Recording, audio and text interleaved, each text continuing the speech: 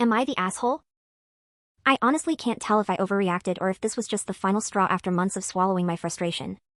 I'm a woman in my early 30s, and until recently I worked at a mid-sized corporate office. My boss, Mark, is a guy in his late 40s. We were never close, but our relationship was fine, professional, polite, very stay-in-your-lane. I've always been a solid employee. I hit deadlines, led meetings, trained new hires. I'm not bubbly, but I'm calm and competent, which I thought was enough. The issue started a few months ago when Mark began making comments during meetings. Nothing explosive, just little remarks like, "You look stressed," or "Let's try to keep the energy up." I figured it was generic management talk and brushed it off. I was dealing with a lot outside of work and didn't have the emotional bandwidth to police his phrasing. Then, during a team meeting last month, I was presenting a project update. Afterward, Mark pulled me aside and said, "You do great work, but you should smile more in meetings. It makes people more comfortable." I kind of laughed awkwardly, thinking he was joking. He wasn't.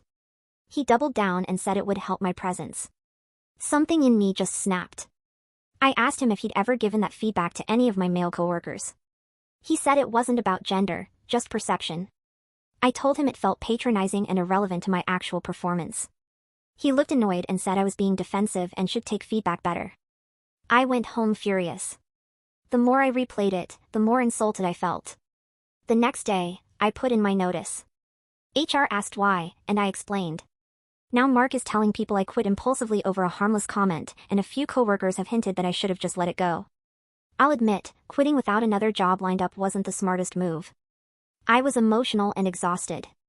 But I also feel like I was done being told to perform friendliness instead of being respected for my work. So now I'm second-guessing everything. Did I torpedo my own career over pride, or was this a boundary worth enforcing? Am I the asshole?